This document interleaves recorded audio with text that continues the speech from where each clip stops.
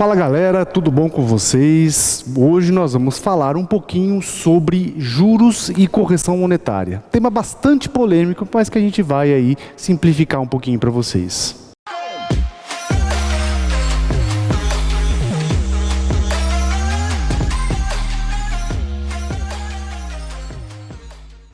Hoje então, pessoal, nós vamos tratar sobre juros e correção monetária, uma das consequências do inadimplemento das obrigações. E o que é os juros, pessoal?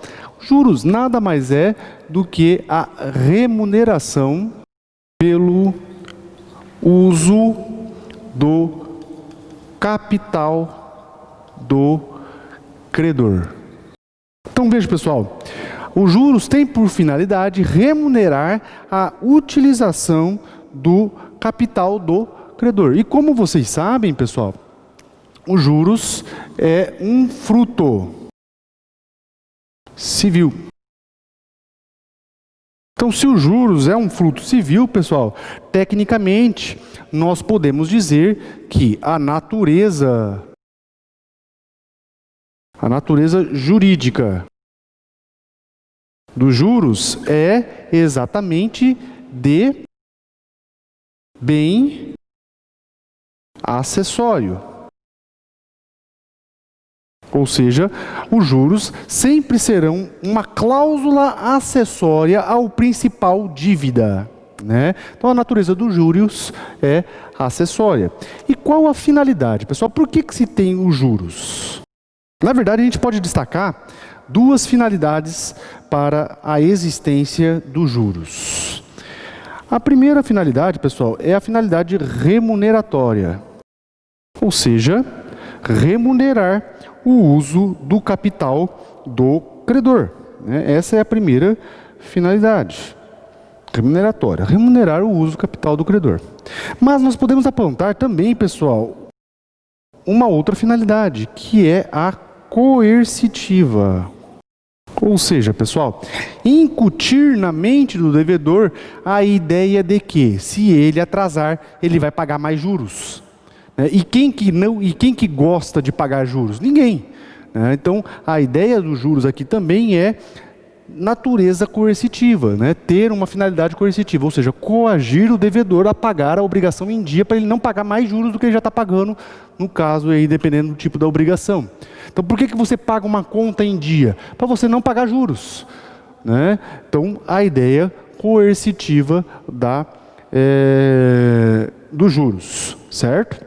Então, esse aí é o conceito, finalidade e a natureza dos juros. Vamos às espécies. Basicamente, pessoal, nós podemos destacar duas espécies de juros. Os juros compensatórios e, de outro lado, dividir aqui no meio para vocês visualizarem os dois juntos, os juros moratórios. Veja, pessoal, os juros compensatórios, eles visam remunerar o credor pelo uso voluntário do seu capital. Esses juros aqui também são chamados, pessoal, de juros renda, de juros remuneratórios.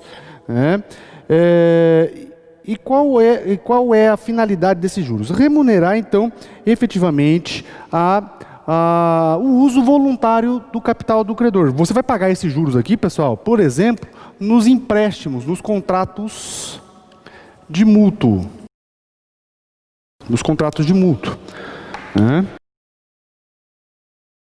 Diante disso aqui, pessoal, nós podemos dizer que existem duas subespécies de juros compensatórios. Nós vamos ter os juros compensatórios convencionais e os juros compensatórios legais. O problema da discussão dos juros compensatórios aqui, dentre muitos assuntos aí que se discutem, pessoal, é o disposto no artigo 591 do Código Civil, que traz a ideia de uma limitação de juros compensatórios. Vamos lá. O que fala o artigo 591 do Código? Destinando-se o mútuo a fins econômicos, presumem-se devidos juros, os quais, sob pena de redução, não poderão exceder a taxa a que se refere o artigo 406, permitida a capitalização anual. Qual que é o problema desse artigo aqui? Pessoal, esse artigo aqui, ele apresenta um problema pelo seguinte: uma parcela da doutrina, uma parcela considerável da doutrina, pessoal, interpreta esse artigo aqui de forma irrestrita, ou seja, esse artigo, no tocante à limitação dos juros, do artigo 406, se aplicaria tanto para os juros convencionais, quanto para os juros legais. Nós não entendemos dessa forma, pessoal. Por quê? Porque aqui nós fazemos uma interpretação sistemática do artigo 591. Ele se refere apenas e tão somente no caso do mútuo para fins econômicos, onde nós não temos fixado expressamente a taxa de juros compensatórios. Ele não está se referindo aos juros convencionais, ou seja, aqueles em que já estão fixados no contrato. Então, pessoal, nós podemos aí, então, considerar duas correntes. Vamos destacar para vocês aqui as duas correntes. A corrente limitativa e a corrente ilimitada. A corrente limitativa, pessoal, vai dizer o seguinte: juros bancários, até se ter uma lei especial sobre, vai seguir as normas do Banco Central. Juros para os contratos de natureza puramente civil. Contratos puramente civil, limitados a 1% ao mês. Em aplicação do artigo 591. Certo? Nós não gostamos dessa corrente. Tá? Você adota a corrente que você quiser, tá? Mas por que eu particularmente não gosto dessa corrente aqui, pessoal? Exatamente como eu disse para vocês, o artigo 591, ele é expressamente referido na hipótese onde nós temos um contrato de mútuo para fins econômicos em que não se estipulou uma taxa expressa de juros. Então, pessoal, eu não posso, como aplicador do direito, ampliar o sentido desse artigo se o legislador não me autorizou a ampliar. Principalmente porque o artigo 406, que o artigo 591 menciona, se refere a juros moratórios e não a juros compensatórios. Então isso é importante, pessoal. A gente não pode analisar a lei e abrir a interpretação dela onde o legislador não nos autorizou a abrir a interpretação. E aí vem uma outra pergunta, pessoal. Por que banco pode cobrar taxa de juros de 9%, 10% no cheque especial? E por que um particular que vai emprestar dinheiro não pode cobrar 2% de taxa de juros? Logicamente, pessoal, sem agir como agiota, tá? Logicamente, ressalvada aí a questão da agiotagem. Tá? Mas não configurada a agiotagem, pessoal, por que o particular está limitado a cobrar juros de 1%, enquanto o banco pode cobrar 9%? Por que você não pode auxiliar o seu amigo emprestando dinheiro para ele cobrir o cheque especial e não pagar 10% de taxa de juros, e você é obrigado a cobrar só 1%? Por que você não pode cobrar 2%? Você vai ajudar o seu amigo.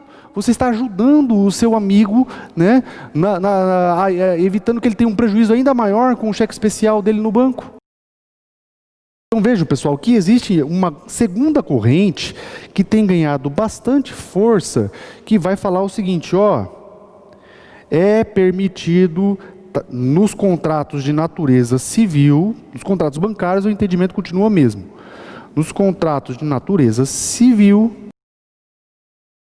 nós podemos ter aí até 2%, sempre cuidando para não configurar usura, ou seja, agiotagem, tá, pessoal?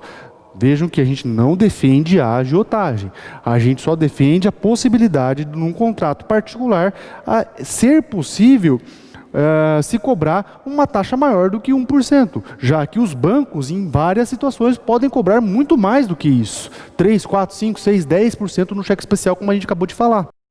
Por que então o particular não pode? Por que o particular está limitado a 1%? Essa é a ideia dessa corrente ilimitada, ou seja, o limite, na verdade, pessoal, o limite seria exatamente a lei da usura. O limite aqui seria a lei da usura. Certo, pessoal? Mas vejam, existe essa divergência, existe esses dois posicionamentos, então é importante você saber que existem essas duas correntes aqui, tá? E por fim, pessoal, em relação aos juros legais, aí sim nós vamos aplicar o artigo 591 cumulado com o artigo 406 do Código, né? E aí vai ser aquela situação, sempre que nós tivermos um contrato aí com finalidade econômica, os juros são obrigatórios. Então, sempre que a atividade exercida for econômica, aquele empréstimo vai ter juros. Se não estiver expresso, 1%. 1%. Aí sim, nós vamos definir nesse 1% aqui. Porque o código, o nosso contrato não estabeleceu de forma expressa. Mas havendo a finalidade econômica, há obrigatoriamente a incidência dos juros compensatórios. Ok, pessoal? Isso é os juros compensatórios. Vamos agora para os juros moratórios. Juros moratórios, pessoal, é aquele decorrente da mora, ou seja, remunera o credor pelo uso forçado do seu capital. Como assim uso forçado, professor? Simples. Você deveria ter pago a conta. Você não pagou a conta. Aquele dinheiro daquela conta não deveria estar mais com você, deveria estar com o credor. A partir do momento que ele está com você, você está usando o capital do credor de forma não autorizada, ou seja, de forma forçada. Por isso você paga juros moratórios. E os juros moratórios, pessoal, estão lá no artigo 406 do Código Civil. Olhem lá. Quando os juros moratórios não forem convencionados ou o forem sem taxa estipulada, ou quando provierem de determinação da lei, serão fixados segundo a taxa que estiver em vigor para a mora do pagamento de impostos devidos à Fazenda Nacional. Pessoal, aqui nós temos a seguinte situação. Também podem ser convencionais e podem ser legais. Convencionais, pessoal, limite máximo 1% ao mês. Pode ser mínimo, né? 0,5%. Juros legais, 1%. Tá? Juros legais, pessoal, é quando houver o silêncio. O contrato não fixou uma taxa de juros expressa, então aí vai ser de 1%. E na verdade, vamos dizer aí, pessoal, que hoje a maioria das obrigações não estabelecem juros moratórios. Vão para os juros legais, 1% ao mês. Mas professor, da onde que o senhor tirou que esses juros aí é de 1%, já que o artigo 406 não menciona que é 1%, ele fala que é a taxa da Fazenda Nacional. Sim, beleza. Mas a taxa da Fazenda Nacional, pessoal, está lá no CTN, Código Tributário Nacional, artigo 161, parágrafo 1º. E é nesse artigo aí, pessoal, que fala que a taxa é de 1% ao mês. Certo, gente? Beleza?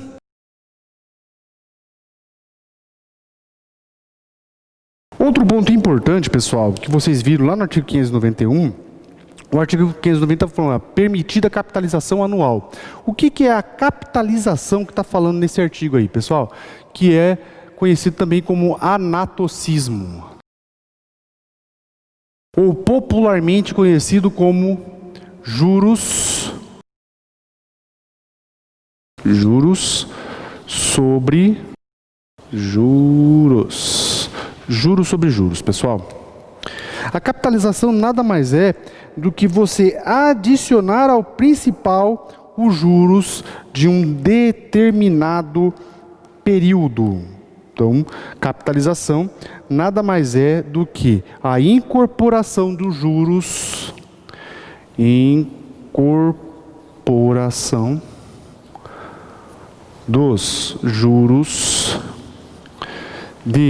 um período no principal.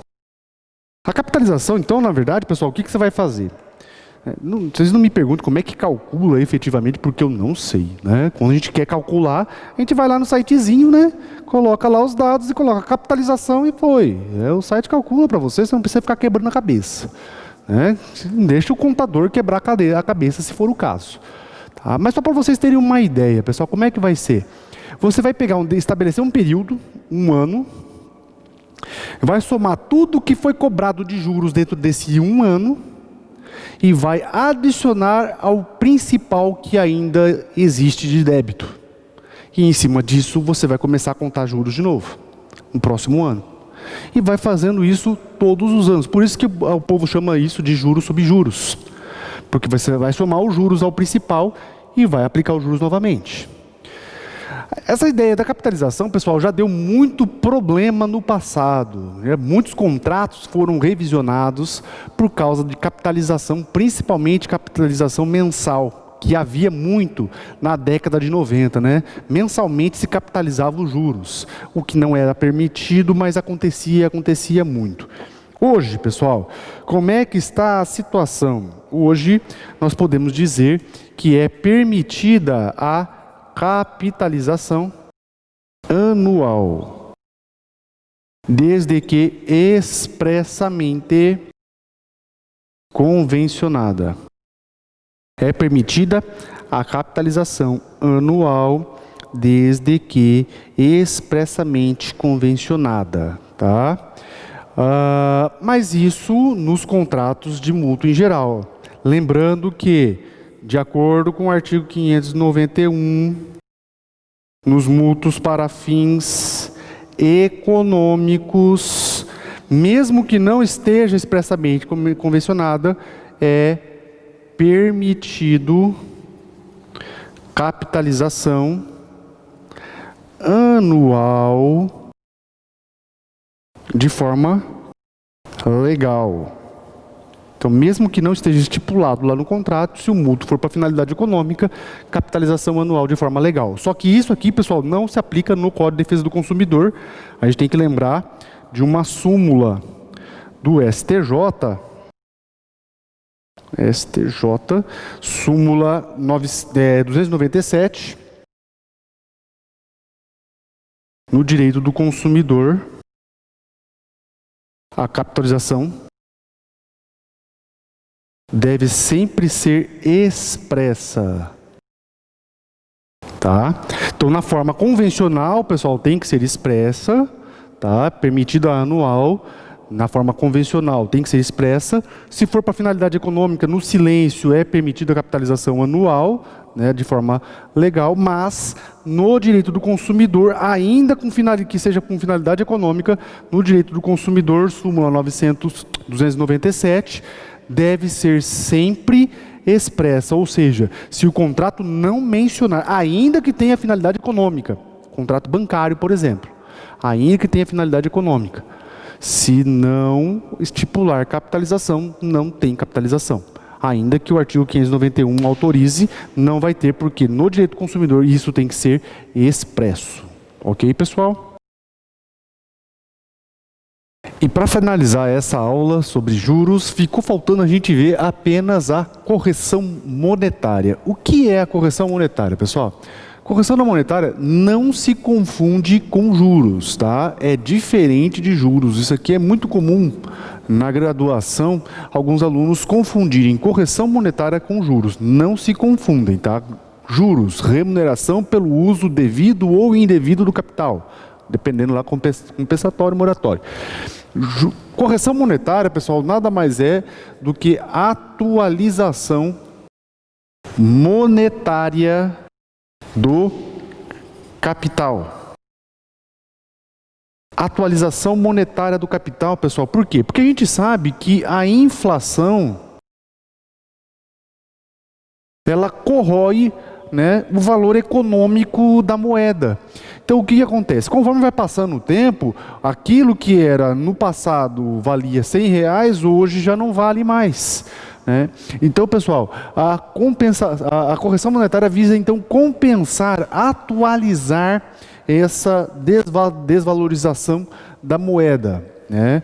Alguns pontos importantes que a gente tem que considerar quando nós estamos falando de atualização monetária. Hoje, pessoal, só pode por índices oficiais que medem a inflação. Pessoal, hoje a gente pode dizer que não pode por moeda estrangeira, não pode por ouro, não pode por salário mínimo, a não ser aí em hipóteses que envolvem pensão alimentícia e essas coisas assim. Tá? Então hoje, pessoal, a atualização monetária só pode por índices oficiais que medem a inflação. Por exemplo, nós temos lá índices da FGV, da FIPE, do IBGE. Então a gente tem aí INPC, IGPM, IGPDI, IPC, IPCAE. Nós temos também índices mais específicos que envolvem a questão da construção civil, que é o CUB. Nós temos índices aí que envolvem a questão do mercado de locações, mas qualquer desses índices, a depender do tipo de contrato, podem ser utilizados. O que não pode? Correção por moeda estrangeira, como já foi no passado, pela variação do dólar. O que não pode? Correção pela variação do ouro, e o que não pode, correção pela atualização do salário mínimo, a não ser no caso de pensão alimentícia. Certo, pessoal? Vejam que hoje nós temos ali, dentro do artigo 316 do Código, uma coisa chamada de cláusula de escala móvel. Cláusula de escala móvel, que está lá no artigo 316 do Código. O que é essa cláusula de escala móvel, pessoal? Nada mais é do que a previsão, seja pela lei ou seja expressa no contrato, da atualização da parcela do valor do contrato pelo índice de atualização monetária. Então veja, pessoal, que a correção monetária não se confunde com os juros.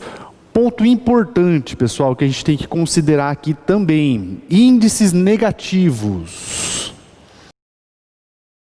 Índices negativos. Normalmente, pessoal, índices negativos não se consideram para fins de atualização monetária. Então, normalmente, pessoal, a depender do contrato, logicamente, mas normalmente um índice negativo é igual a zero. Certo, pessoal? Então, às vezes, em vez de a gente ter inflação, nós temos deflação. Então, nessa situação, na hipótese de deflação, em regra, nós vamos considerar aí o índice igual a zero. Certo, pessoal? Então, é isso por essa aula já está bom. Nós vimos então aí sobre juros e correção monetária. Esperamos aí que vocês tenham gostado. Se você gostou, deixa aí o seu like, compartilhe com seus amigos. Se você tem alguma dúvida, pode deixar aí no comentário que a gente responde. Mas não deixe de deixar o seu like, não deixe de comentar e compartilhar, porque isso é importante para o canal, ok? Se você ainda não segue a gente lá no Instagram, siga aí o nosso Instagram, vai aparecer aí para você aí embaixo. E é isso, pessoal. Beijão para todo mundo. Fiquem com Deus e até a nossa próxima aula.